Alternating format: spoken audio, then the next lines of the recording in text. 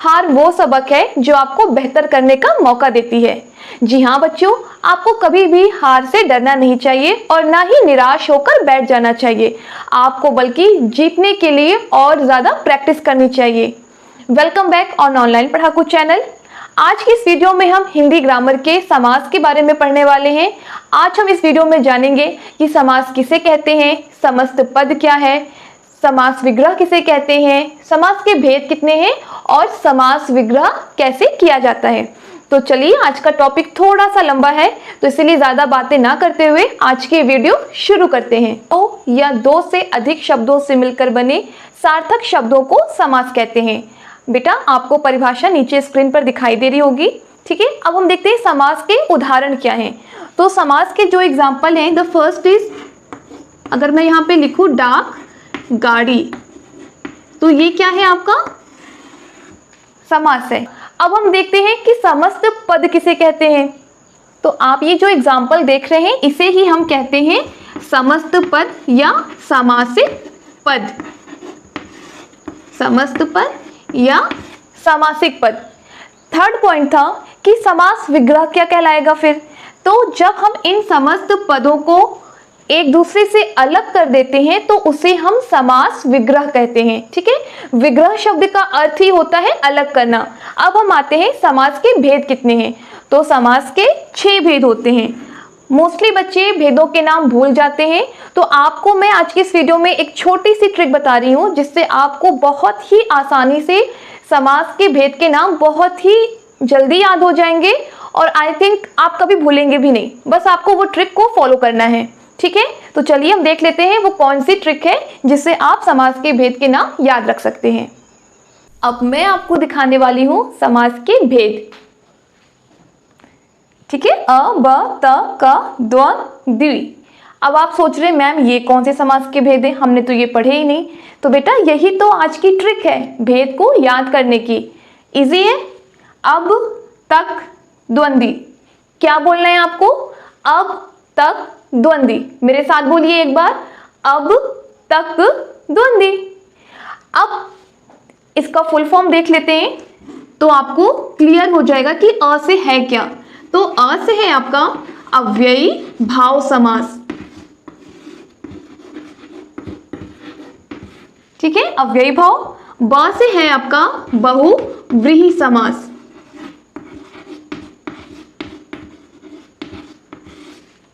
त से है तत्पुरुष समास।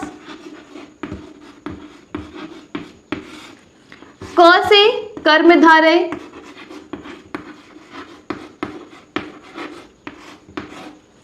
द्वंद से है द्वंद्व समास और द्वि से है आपका द्विगु समास। ठीक है, तो इस शॉर्ट ट्रिक से आप समास के नाम अच्छे से याद कर सकते हैं और ये आपको कभी भी नहीं भूलेंगे। अब हम वन बाय वन हर एक समास को समझेंगे। ठीक है, कि किस तरीके से हम आइडेंटिफाई कर सकते हैं कि ये कौन सा समास है और उसका विग्रह कैसे करेंगे। मैं अव्ययी भाव आपको समझाऊं उससे पहले मैं आपको एक बात बताना चाहूंगी कि समास में 2 पद होते हैं। ठीक है, और पहले वाले पद को हम पूर्व पद कहते हैं जबकि दूसरे वाले पद को उत्तर पद कहते हैं। क्लियर है? अब हम देखते हैं कि अव्ययी भाव समास क्या है। तो मैं बहुत ही इजी लैंग्वेज में आपको समझाऊंगी ताकि मेरे बच्चे बहुत ही इजीली समझ सकें। ठीक है, तो बेटा अब जैसे मैंने कहा पहला पद, तो आप ध्यान रखना अव्ययी भाव में जो पहला पद होता है वो क्या होता है आपका? प्रधान, मतलब कि मुख्य होता है। ठीक है, ये तो हो गया इसमें का पहला पॉइंट। ठीक है, दूसरा अगर मैं आपको पॉइंट एक्सप्लेन करूं तो ये पहला वाला पद बहुत ही छोटा होता है। पहला पद छोटा होता है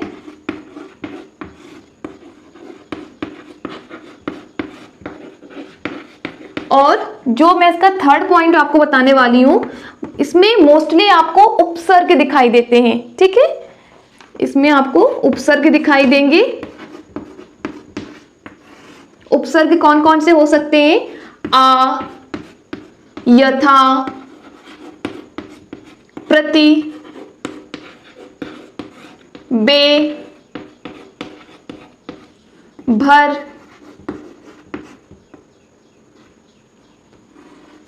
ठीक है। मोस्टली आपको इन्हीं उपसर्ग से बने हुए शब्द दिखाई देते हैं।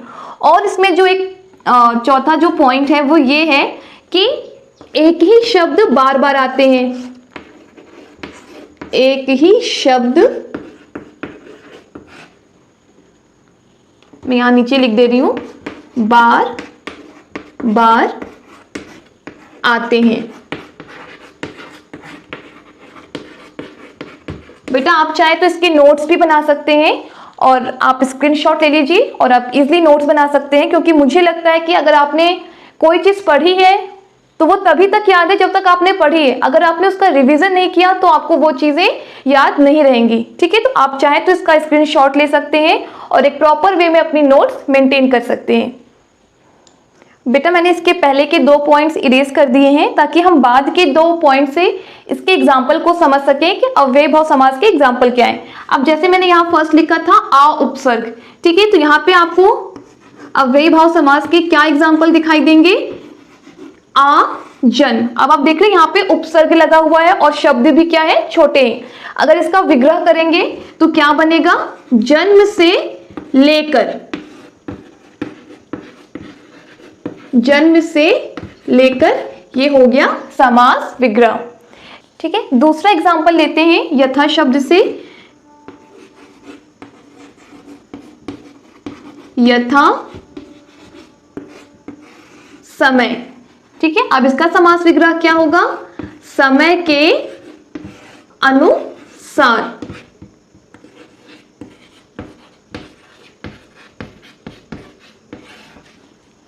आपको मैं एक बात बताना चाहूंगी, अगर बेटा आपको कहीं भी समस्त पद में यथा दिखाई दे तो आप उसमें समास विग्रह करते समय के अनुसार जोड़ेंगे, ठीक है। बाद का जो शब्द है उसको पहले ले आएंगे और यथा वाले को पीछे ले जाकर के अनुसार लिख देंगे। मान लीजिए अगर होता यथा विधि तो क्या समास विग्रह होगा? विधि के अनुसार, ठीक है। तो इस तरीके से बेटा आपको ये चीजें विग्रह करनी होंगी, ठीक है। अब अगर हम देखते हैं प्रति, तो प्रति का जो एग्जाम्पल है वो होगा प्रति वर्ष। अब आप देख रहे हैं इस शब्द में प्रति आया है, इसका मतलब ये अव्ययी भाव समास है और इसका जो समास विग्रह होगा वो क्या हो जाएगा? प्रत्येक साल, हर साल, कुछ भी आप दोनों में से लिख सकते हैं, या प्रत्येक वर्ष, हर वर्ष। बस आपको इस तरीके से विग्रह करना है। ऐसे बे का एग्जाम्पल आ सकता है बेखटक यानी बिना खटके, बेडर बिना डर के। लास्ट है भर, भर पेट। इस तरीके से आप समास विग्रह कर सकते हैं और अगर इनसे बने हुए आपको समासिक पद दिखाई दे तो आप इजीली समझ जाना कि वो अव्ययी भाव समास है। अब एक मैंने आपको पॉइंट बताया था कि बेटा एक ही शब्द बार बार आते हैं। अब मैं आपको एग्जांपल बता रही हूं, जैसे कि मान लीजिए आ गया रातों रात। अब आप देख रहे हैं रातों रात दोनों में एक ही वर्ड आया तो इसका समास विग्रह होगा रात ही रात में। या फिर मान लीजिए सेकंड वर्ड आपके सामने आता है हाथों हाथ, तो समास विग्रह क्या होगा? हाथ ही हाथ में। अब हम चलते हैं अपने नेक्स्ट समास और वो समास है आपका बहुव्रीहि समास। बेटा जो आपका दूसरा समास है वो है बहुव्रीहि समास। अब जैसे मैंने आपको स्टार्टिंग में बताया था कि समास के 2 पद होते हैं, पूर्व पद और उत्तर पद। अब अव्ययी भाव समास में जैसे पहला वाला पद अव्यय होता है यानी प्रधान होता है, वैसे ही बहुव्रीहि समास में दोनों पद प्रधान नहीं होते हैं, ठीक है। इनमें से कोई भी पद मुख्य नहीं होता है बल्कि दोनों पदों को मिलाकर कोई तीसरा पद निकल कर आता है। और अगर इसे मैं थोड़ी सी इजी शब्दों में बताऊं तो उन दोनों शब्दों को जोड़कर, उन दोनों पदों को जोड़कर कोई तीसरा विशेष अर्थ निकल कर आता है। और एक मैं आपको बात बता दूं कि इसमें मोस्टली आपको भगवान के नाम दिखाई देते हैं बहुव्रीहि समास में। जैसे मेरे पास एग्जाम्पल है त्रिलोचन,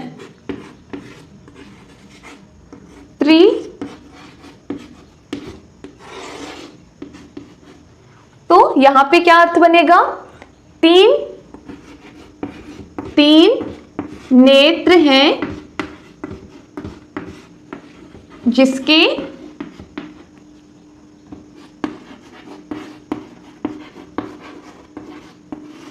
अर्थात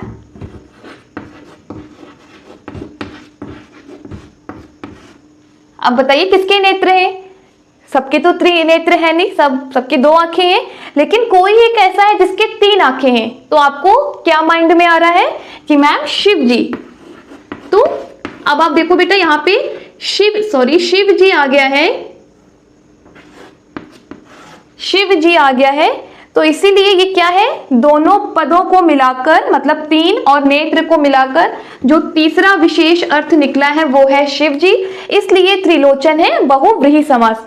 अब मैं आपको एक और एग्जांपल देती हूं।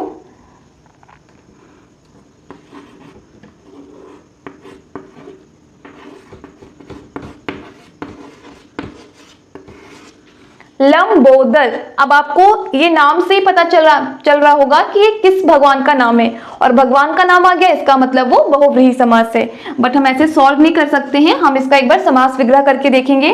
तो बेटा यहाँ पे लंब का मतलब है लंबा,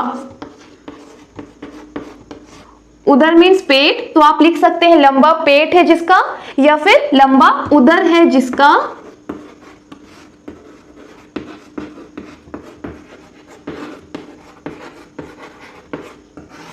अर्थात बताइए किसका लंबा उदर है? बिल्कुल सही, गणेश जी का। ठीक है, गणेश जी का लंबा उदर है। तो जैसे ही हमने 2 पदों को जोड़ा तो हमें तीसरा विशेष अर्थ समझ में आया, तो इसलिए ये भी बहुव्रीहि समास है। अब मान लीजिए अगर मैं आपको एग्जांपल दूं दशानन का। अब आप इस शब्द को, इस समासिक शब्द को देखकर इसका समास विग्रह कर मुझे कमेंट सेक्शन में बताइएगा कि ये कौन सा समास है और इसका समास विग्रह क्या होगा। ठीक है, अब हम चलते हैं अपने नए समास पर, जो कि है तत्पुरुष समास। ठीक है, नेक्स्ट है आपका तत्पुरुष समास। और तत्पुरुष समास को मैं एक्सप्लेन करूं उससे पहले मैं आपको बताना चाहूंगी कि इस समास के लिए आपको कारक विभक्ति का ज्ञान होना बहुत जरूरी है। बिना कारक विभक्ति को जाने हुए आप तत्पुरुष समास को ना समझ सकते हैं और ना ही उनका समास विग्रह कर सकते हैं। तो आपको बगल में कारक विभक्ति का चिन्ह दिखाई दे रहा होगा। कर्ता ने कर्म को करण से संप्रदान के लिए अपदान से अलग होने के अर्थ में संबंध का के की अधिकरण में पर। ठीक है, वैसे संबोधन भी होता है कारक में, लेकिन हमें तत्पुरुष समास में केवल कर्ता से लेकर अधिकरण तक की ही कारक विभक्ति की जरूरत है। ठीक है, अब तत्पुरुष समास में जो दूसरा पद होता है, आपको मैंने पहले बताया था कि 2 पद होते हैं, पूर्व और उत्तर पद। तो समास में, इस वाले समास में जो आपका उत्तर पद है वो सबसे ज्यादा इंपॉर्टेंट होता है। ठीक है, 2 पॉइंट है इसमें। एक तो आपका उत्तर पद मुख्य है,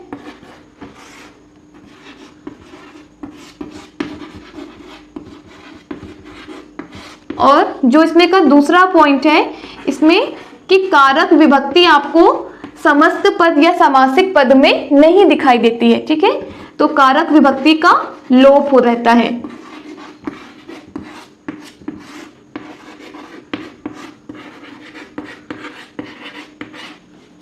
समस्त पद में कारक विभक्ति का लोप रहता है, लेकिन जब आप समास विग्रह करेंगे तो आप उस कारक चिन्ह का प्रयोग करेंगे। अब जैसे मान लीजिए एग्जाम्पल है आपके सामने,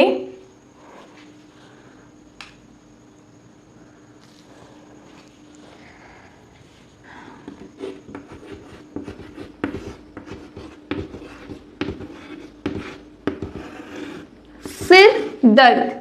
अब इन दोनों पदों के बीच में जो कारक विभक्ति है वो क्या है, यहां से गायब है। ठीक है, और इसमें मैंने आपको बताया कि उत्तर पद मुख्य होता है। तो मैं ऐसे ही बता रही हूं कि आप एक क्वेश्चन भी कर सकते हैं, कहां दर्द है, सिर में। ठीक है, तो में किसमें आया, अधिकरण में। तो समास कौन सा हो गया, अधिकरण तत्पुरुष समास।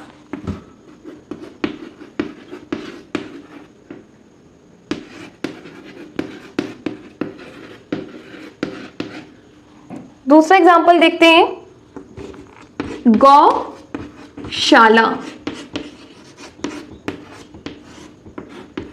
अब आपको पता है गौशाला मतलब जहां गायों को रखा जाता है, यानी गाय के रहने का स्थान। अब मैं अगर बोलूं गौशाला, तो शाला दूसरे पद को हम इंपॉर्टेंस देंगे। किसके लिए शाला? गौ के लिए। के लिए किसमें आता है? संप्रदान में। तो आपका यहाँ पे कौन सा कारक हो जाएगा? संप्रदान तत्पुरुष समास।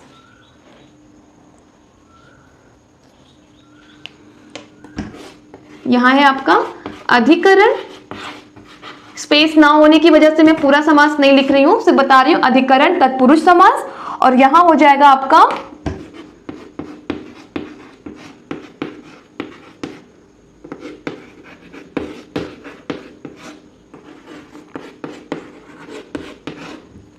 यहां कौन सा समास है आपका? संप्रदान तत्पुरुष समास। इसके बहुत सारे एग्जाम्पल हैं, एक दो एग्जाम्पल मैं आपको और बता देती हूं। जैसे मान लीजिए अगर है यहां पे रोग विमुख,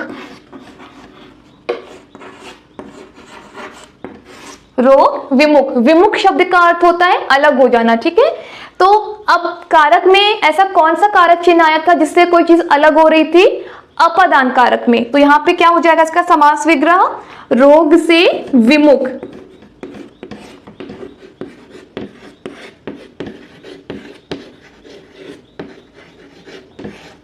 समास कौन सा? अपदान।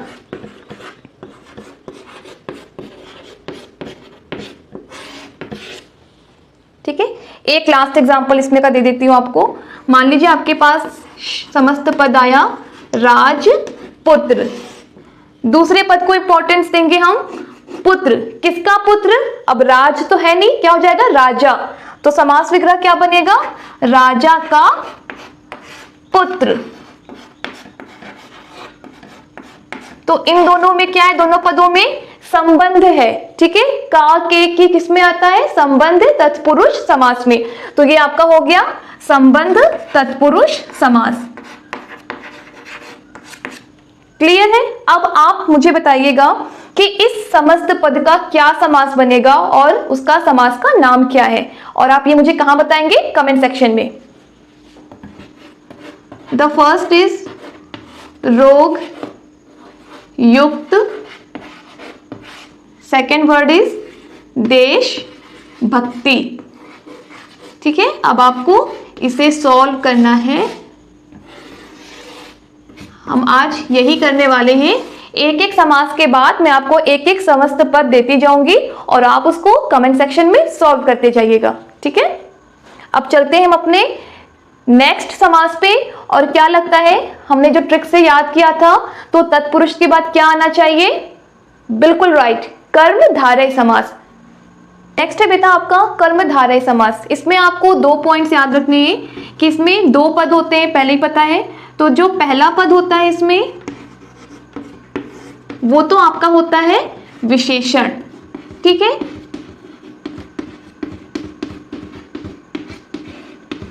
अब अगर पहला पद विशेषण है तो आपका दूसरा पद क्या हो जाएगा? विशेष्य, क्योंकि आपको पता है कि संज्ञा और सर्वनाम की विशेषता बताने वाले शब्दों को विशेषण कहते हैं।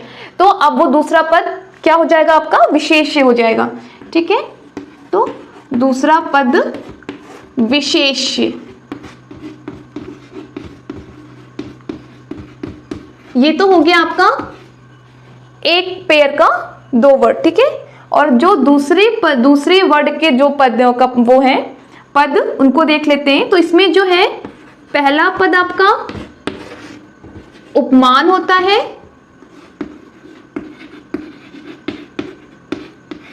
और दूसरा पद आपका उपमेय।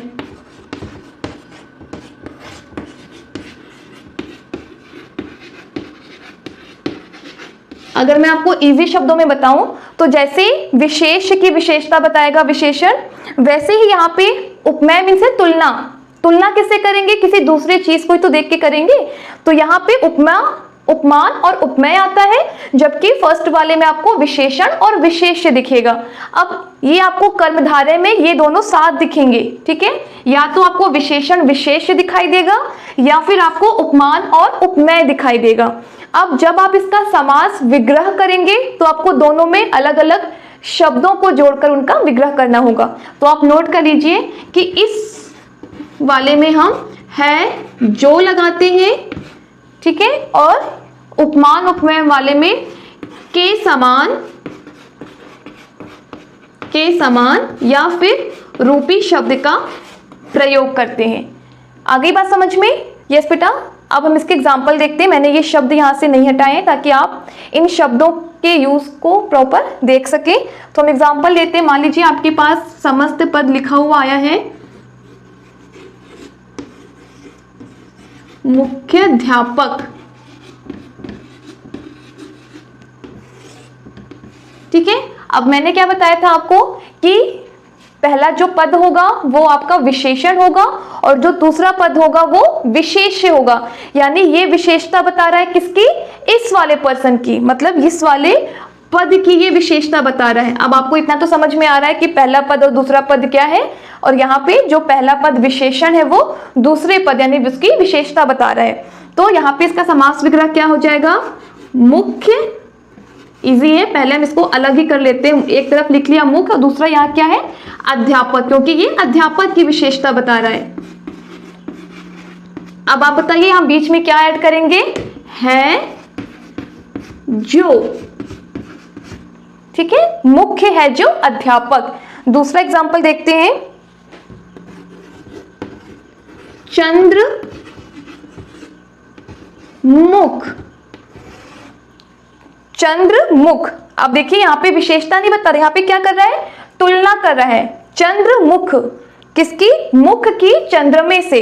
तो हम इसका क्या बनाएंगे समास विग्रह? चंद्र रूपी मुख, या फिर आप इस तरीके से भी लिख सकते हैं, चंद्र के समान मुख। आपको इसमें से जो बेटा आसान लगे आप वो यूज कर सकते हैं, ठीक है। चंद्र के समान मुख। आई होप आपको कर्मधारय समास समझ में आ गया होगा। नेक्स्ट हम चलते हैं द्वंद्व समास पे। अगर आप मुझसे पूछेंगे कि आपको समास में सबसे आसान कौन सा लगता है, तो मुझे द्वंद्व समास और द्विगु समास सबसे इजी लगता है, सबसे बेस्ट समास पूरे समास में से है, ठीक है। आप भी मुझे कमेंट सेक्शन में बताना कि आपका फेवरेट समास कौन सा है। आई थिंक मैं भूल रही हूं कि मैंने आपको लास्ट वाले समास में एक्सरसाइज नहीं दी है, और आप भी बहुत खुश हो गए होंगे कि वाह मैम ने तो इसमें पूछा ही नहीं है। तो इतने खुश भी मत होइए, मैं आपको यहाँ पे क्वेश्चन लिख दे रही हूं कर्मधारय समास का। आपको इस समास विग्रह करना है इसका, और इस समस्त पद का समास विग्रह करना है, ठीक है। और ये आप कहाँ करेंगे? कमेंट सेक्शन में। मैं भी देखूं कि आपको मेरा सिखाया हुआ कितना समझ में आता है, ठीक है। अब हम चलते हैं द्वंद्व समास में। तो द्वंद्व समास में भी आपको एक दो पॉइंट तो याद करने हैं। जो पहला पॉइंट है कि दोनों ही पद इसमें प्रधान होते हैं, चाहे वो पहला पद हो या फिर दूसरा पद हो, दोनों ही पदों की अपनी इंपॉर्टेंस है, यानी कि दोनों पद हैं प्रधान, दोनों पद प्रधान है। दूसरा जो है पॉइंट आपका, इसमें विग्रह करने पर, जब हम समास का विग्रह करेंगे तो आप क्या क्या शब्द जोड़ सकते हैं बेटा? और, अथवा और या, ठीक है। आप इनमें से कोई भी शब्द जोड़ सकते हैं शब्द के अनुसार। जरूरी नहीं कि हर चीज हर जगह पे सेट हो जाए, तो आप अपने अकॉर्डिंग इन शब्दों का यूज कीजिएगा। थर्ड जो पॉइंट है कि मोस्टली आपको इसमें जो दोनों पद होंगे वो एक दूसरे के विलोमार्थक यानी कि विपरीतार्थक विलोम शब्द दिखाई देंगे। विलोम शब्द जैसे शब्द दिखाई देंगे। और सबसे इजी ट्रिक बताऊं, द्वंद्व समास में आपको दोनों पदों के बीच योजक चिन्ह दिखाई देगा, ठीक है। अगर आपको किसी भी समस्त पद में दोनों पदों के बीच योजक चिन्ह दिखाई दे तो आप बहुत आसानी से आइडेंटिफाई कर सकते हैं कि वो द्वंद्व समास है। अब मैं आपको एग्जांपल देती हूं।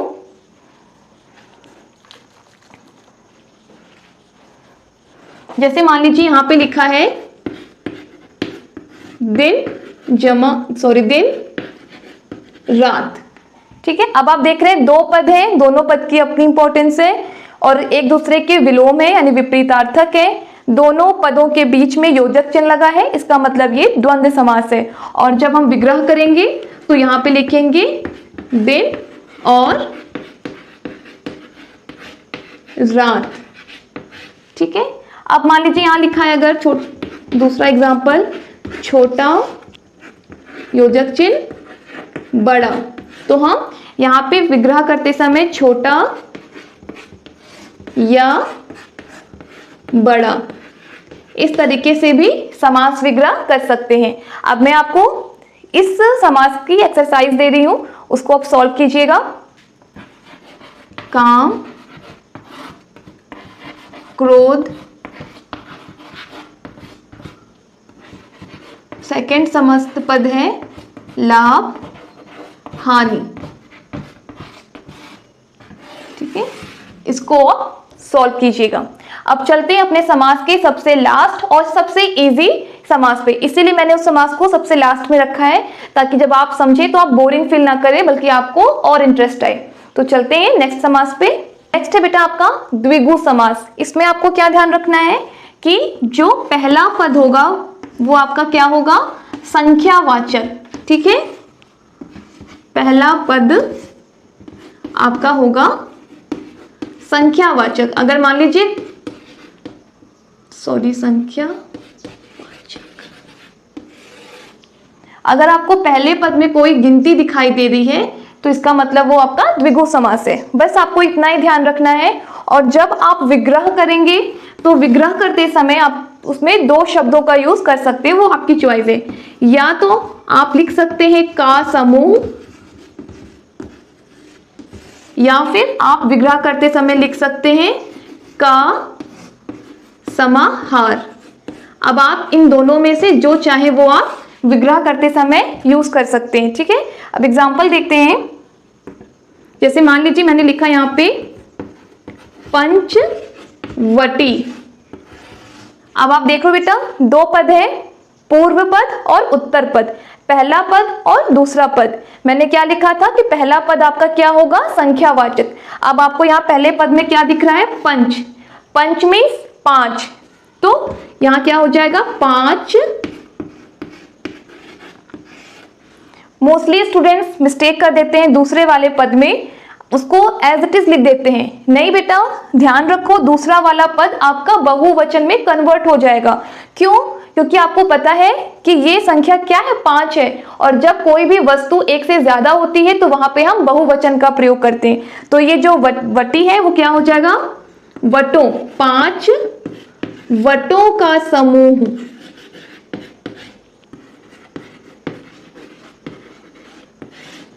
ठीक है, नेक्स्ट एग्जांपल लेते हैं। मान लीजिए यहां पर है 9 रत्न, तो इसका समास विग्रह कैसे करेंगे, 9 है संख्यावाचक है तो 9, और यहां रत्न से क्या हो जाएगा, रत्नों, 9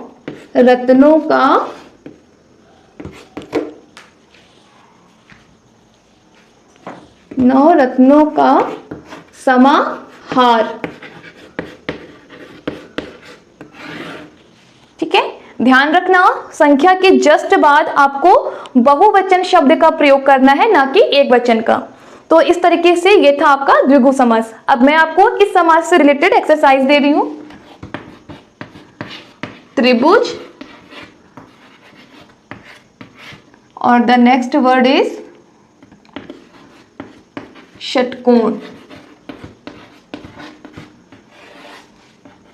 अब आपको इन दोनों समस्त पदों को समास विग्रह कर मुझे कमेंट सेक्शन में दिखाना है कि आपने कितना सीखा। अब बेटा एक चीज ध्यान रखना, कर्मधारय समास और बहुव्रीहि समास में ऐसे बहुत सारे एग्जाम्पल होते हैं जो एक दूसरे से मैच करते हुए होते हैं। ठीक है, कर्मधारय में हम विशेषता बताते हैं, जबकि बहुव्रीहि में हम तीसरे पद का विशेष अर्थ निकल कर आता है। लेकिन अगर आपके सामने दोनों ही आ जाए ऑप्शन में कि कौन सा समास है, तो आप उसमें सबसे पहले बहुव्रीहि समास को ही इंपॉर्टेंस देंगे। ठीक है, मे बी कुछ लोगों को अभी भी समझ में नहीं आ रहा होगा, तो मैं फिर से एक्सप्लेन कर दे रही हूँ। मान लीजिए आपके पास समस्त पद आता है पीतांबर, ठीक है। अब आपके पास 4 ऑप्शन है, उसमें से पूछा गया कि पीतांबर में कौन सा समास है, बहुव्रीहि समास, द्वंद्व समास, द्विगु समास या कर्मधारय समास। अब आपको पता है कि पीतांबर बहुव्रीहि होगा या फिर आपका कर्मधारय होगा। कैसे होगा अभी बताती हूं मैं आपको। कर्मधारय में क्या था कि पहला पद दूसरे पद की विशेषता बताता है। तो जो पहला पद है वो क्या है, पीत। पीत मीन्स होता है पीला, ठीक है, और अंबर मीन्स होता है कपड़ा। तो अगर हम इसके अकॉर्डिंग जाए तो पीला वस्त्र है जो, ठीक है। जबकि बहुव्रीहि समास में जाए तो पीला वस्त्र धारण किए हुए हैं, अर्थात विष्णु जी या श्री कृष्ण जी। तो जब हमें तीसरा पद दिख गया तो वो बहुव्रीहि समास है, और जब हम कपड़े की विशेषता बता रहे हैं तो वो कर्मधारय समास है। तो बात जो थी मेरी ये थी कि अगर आपके सामने दोनों ऑप्शन अगर दिखाई दे तो आप सबसे पहले बहुव्रीहि समास को ही दोनों में इंपॉर्टेंस देंगे, ठीक है। यही आंसर आपका सही माना जाएगा। वैसे चांसेस कम होते हैं, बट बाय द वे अगर ऐसा हो गया तो आप हमेशा बहुव्रीहि समास को ही इंपॉर्टेंस देना, ठीक है। तो ये था आपका समास का टॉपिक। आई होप बेटा आपको समास बहुत अच्छे से समझ में आ गया होगा और आप कभी भी समास के भेद नहीं भूलेंगे। जाते जाते मैं फिर से एक बार आपको समास के नेम याद करा देती हूँ। अब तक, द्वंद्वी, ठीक है, इसको याद रखिए और समास की प्रैक्टिस कीजिए। मिलती हूँ आपसे एक नए वीडियो में एक नए कंटेंट के साथ। तब तक पढ़ते रहिए, मुस्कुराते रहिए और अपने बड़ों की रिस्पेक्ट कीजिए।